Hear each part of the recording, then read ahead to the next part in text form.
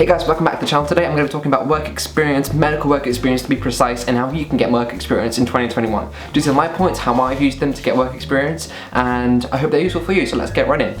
Firstly, I want to talk about how important medical work experience actually is. So having gone through the medical admissions process myself, only now, looking back on it, do I realise how important medical work experience, getting that work experience actually is to your application.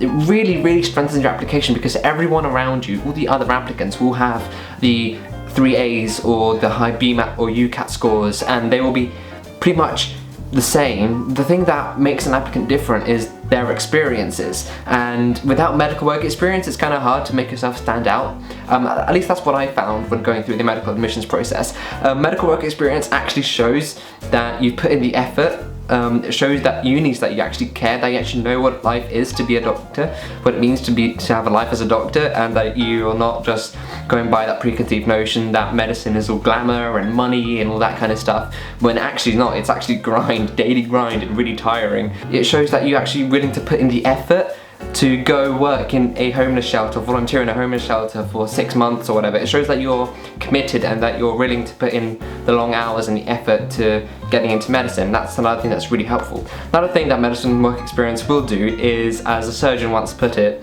it'll either make you love medicine completely, or it'll make you detest the thing absolutely and never ever want to touch it again.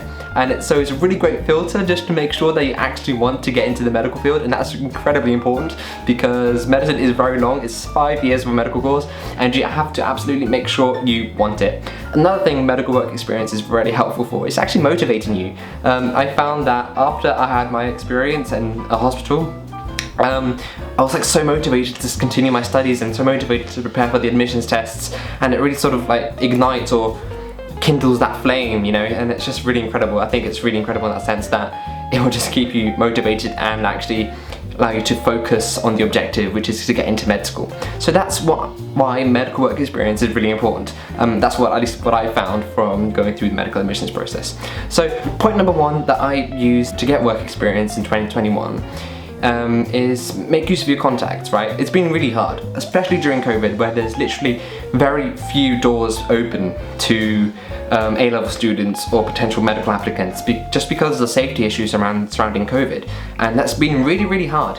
And I found that it's been very much the case of knowing the right person in order to getting that work experience placement, if you know what I mean. So if you have a contact, a doctor for example, that you know can potentially help you get that work experience, send them an email, be bold, send them an email, give them a call, and they'll either say no or yes, but they could also potentially signpost you if they're not able themselves to offer you that work experience. They often signpost you or give you another contact so you can chase up and actually keep going. I found that I had to go to one doctor who gave me the contact to another doctor, who gave me the contact to another doctor and another doctor, and so on and so on and so on, until eventually, after many emails, an opportunity finally opened up. Once you get to know the right people, you sort of open a lot more doors to you, and that's what I think is really incredible, really important. And that kind of leads on to the second point, which is you have to keep track of your contacts. For that you're going to need a good email address and some sort of spreadsheet software. I used Outlook because that's great and it's the one I've been using for a while now. Because once you've been sending so many emails to so many different people at so many different times and having so many different responses, you need somehow of a way of keeping track of that, right? So what I do is I get all my contacts, all my emails, drop them down on a spreadsheet software, and then write the date I sent them an email and then what their reply was. And then if they signposted me or gave me another contact, I'll do the same thing and keep going and keep going. And it really helps you to keep track, and it's really important because you can use that to be able to organize yourself and to send a follow-up email, which is really important, which again will segue into the third point, which is be persistent and determined to get that work experience. Please make sure you actually want it. Like, you have to keep sending those people follow-up emails and spamming them. Not spamming them, but keep checking them. Don't be impatient, so don't be sending them an email like every single day. But once you've made the contact, you've introduced yourself, if they don't say yes now, eventually they're gonna say yes, probably, Of course, it depends on the reason why they've said no in the first place. So I asked them for work experience, and they said no because of because of COVID, and that was a problem because of the health and safety reasons. So email back in a month, and I do that. I keep track of that, and I say in 1 month time exactly, I'll send that person another email and ask them what the situation on medical work experience is, and you just keep sending them emails until eventually doors do open up. I guess like the hard bit in this is getting those contacts in the first place. But like I said, if you only have one contact, just one contact, someone who works in the medical field, anyone at all, maybe they're not even a doctor, maybe they could be a nurse or a healthcare assistant. They know people who know people who know people who eventually will be able to offer you work experience. And it's very much a case of who you know, and keep track of your contacts and keep following up. That is really important, because eventually doors will open up. Point number 4, I think this is, I'm kind of losing track already, is be around more people. I mean, if you live in a basement 24 hours a day or 20 hours a day, you can only come up for food like really rarely, you're not going to be exposed to many people, and you won't have the opportunity to make those contacts.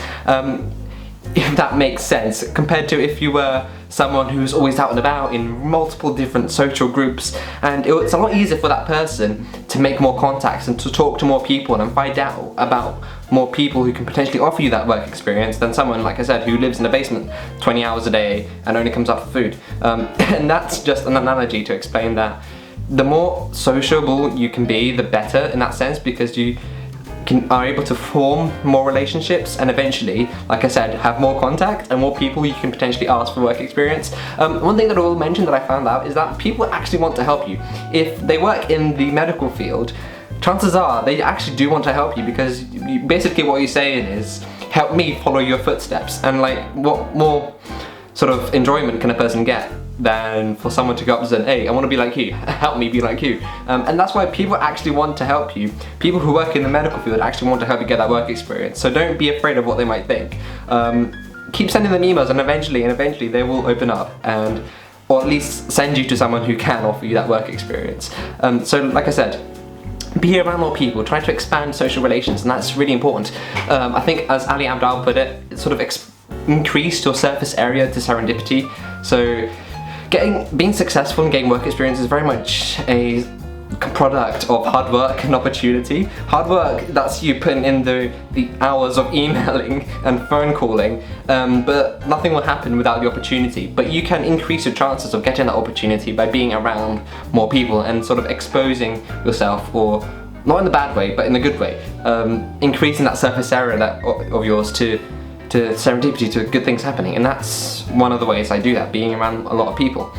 So as you know, I know people from church who've given me tons of contacts. I know like 5 doctors just from church, or potentially from rowing as well. That's another social group that I have, who signposted me to another doctor, and that's how you just make contacts. Don't be afraid of asking people for help. Be bold. What I want to do now is take you through a very specific experience that I went through during my work experience placement, or how I got my work experience placement. I'm just going to explain to you. Airplane, Spitfires flying around here. Anyway, so I'm going to take you through now the story that I had when trying to find work experience. I think it's the main story, and how I've used the points that I've just mentioned above. I'll try to keep this quick, so it's not too long of a video, but I hope you guys enjoy it. So when I finally realized that I wanted to get into medicine, right, I soon realised that I was in dire need of work experience. This was about 2 or so years ago, and I had no idea what to do. So what I thought of, right, I know a doctor, he's a paediatrician that I had to go to, I think, a while ago because I was sick, and he's a consultant paediatrician, and I was sort of his patient for a while. And I remember, oh my gosh, I remember that guy, I'm gonna see if I can find his email address. And that was it, that was pretty much what started, or how I made that work experience video here. That's how I got that work experience placement, so early on in 2021. And so yeah, so I spent a while trying to find his email, but when I eventually found it, I clicked in an email, I said, hey, I'm Pedro, I was your patient once, la la la la la, can I get some work experience?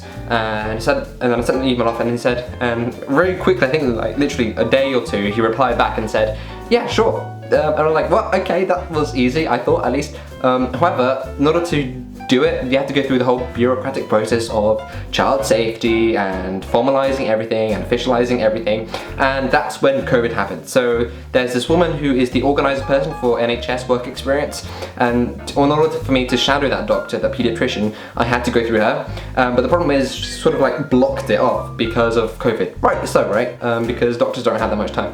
And so what I had to do, unfortunately, was wait a year. But eventually, I remember the day when this happened, I finally got an email from NHS Work Experience saying that we finally opened up for work experience. And so what I did was, the first thing I did when I got that email, sent that organizer person an email saying, hey, can I please get some work experience? She didn't reply at all until I sent that doctor an email, who then pressured that organizer person to get the work experience, who then allowed me to get the work experience. That's really long-winded, but I think you get the idea.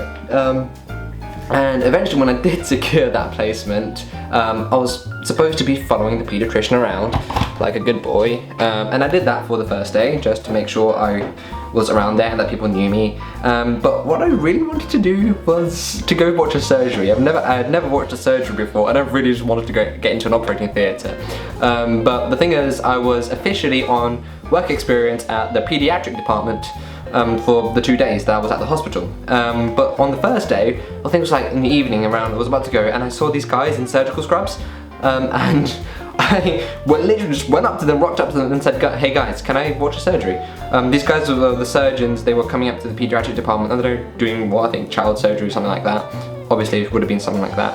And I asked them, hey, can I watch a surgery? Who do I talk to? And the guys there were really nice, like, yeah, so the Dr. X, I talked to Dr. X, hey Dr. X, how can I, Dr. X was the surgeon, of course. I asked him, hey, how can I watch a surgery? Where do I have to be and who do I have to talk to? And he was like, yeah, so follow this guy and he'll take you to there. And then eventually, I had sort of that idea that I had to be in the hospital the next day at 8 AM at the, the education centre, because that's where the handover for the surgical department was going to be. And I found out this immensely valuable piece of information of the time and location that would allow me to get that surgical work experience. And so the very next day, I rocked up to the hospital, 7:30 I was there, went directly to, or tried to find my way, asking people for directions because it's a massive hospital. As soon as I found my way, I finally made it to the education centre, and this is where it really got interesting. You know, remember when I was talking about serendipity? When I was in the hospital, right, you were exposed to so many people who work in hospital, in the medical field, right? And the good thing is that I turned up at 7:30 at the so-called educational centre at the hospital, and I met with the undergraduate manager for the hospital, literally the person you want to talk to get work experience. Like, out of absolute coincidence, I met with that guy. And he was like, yeah, come along, I'll take you to the surgical department, I'll introduce you to the surgical on-call doctor, consultant person, or attending if you're in the US.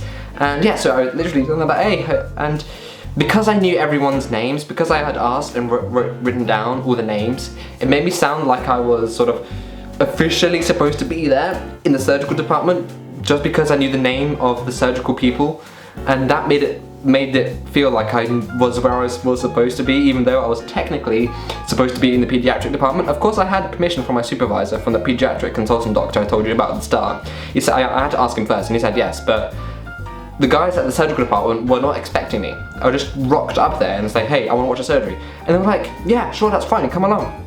And so I followed the guys, I met with the consultant surgical person, attending / on-call doctor, and he was actually so nice. I actually got his WhatsApp in the end, so, I mean, come on, that doesn't happen every day. When did you get a doctor's WhatsApp? Anyway, so yeah, so I met with him and he said I went on a couple of rounds with him, and eventually he's like, I'll drop you off at the surgery. And as he did as he said, I got to scrub in and watch a surgery. However, that surgery was literally, I arrived in time to watch the closing, and I was really frustrated. But then I asked the surgeon who was in the surgical department if I could watch another surgery, and he said, yeah, go to that operating room 4, and eventually I asked someone who took me to someone else, who took me to someone else, who took me to someone else, and eventually I managed to get a surgical experience that day. I spent literally the whole day in the same operating theatre just watching surgery after surgery after surgery, but it only happened because I was brave enough to walk up to the surgical guys and ask, hey, where can I watch a surgery and how can I watch a surgery? And I did nothing wrong. Like, I was within the law of the hospital. I had permission from my supervisor, but it wouldn't have happened without that sort of initiative, and I think that's the point I want to get across to you guys is be bold, be persistent, and do not be afraid to ask people for help or where you can be, because once you're in that hospital environment, once you finally get your foot in the door, it sort of opens up so much, and all you have to do is talk to people and just be around people, be nice to people. And guys, I'm going to wrap up this video because I know it's been pretty long-winded, but I want just for you guys to take three key points from today. Is be kind, please be kind, because people are not going to want to help you if you're rude and arrogant. Trust me, I've been in both situations, and of course you learn from your experiences obviously, but be kind, because people actually want to help you, but they only want to help you if you're kind back, if that makes sense. Be kind, be nice to people, right? In your emails, how you write, remember the rubric. That's always important, rather than don't just be really blunt, you know, please and thank yous. It sounds like something at a primary school, but please and thank yous, like, there's so much power in pleases and thank yous. Be kind. Next one is work hard, like be persistent, try to get in, like send many emails out to many people and keep pushing the button until the door opens, because it won't open unless you keep hammering that send button. Of course, don't be impatient, because doctors are busy, they have a ton of stuff happening in their lives and they don't want some A-level student pestering them.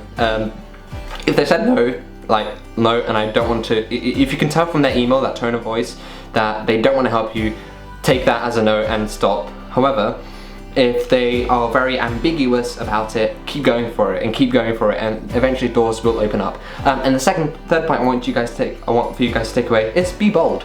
Like, don't take risks, take chances. I was once in New York and I had my massive camera there, my massive telephoto 70mm camera, 70 to 200. I was just like taking photos, and this random pedestrian came up to me when I was walking down the high street, down Broadway, and he came, and I'll never forget what he said. Take chances. If you see a chance, take it. Don't take risks, don't put yourself in danger, and don't put others in danger. But if there is a chance, do everything that you can to take it. And guys, that is the message I want you guys to hear today. It's been a pleasure. I hope it hasn't been too long, because I've been talking for quite a while, but I hope you guys enjoyed this video, and I'll see you in the next video. See you later.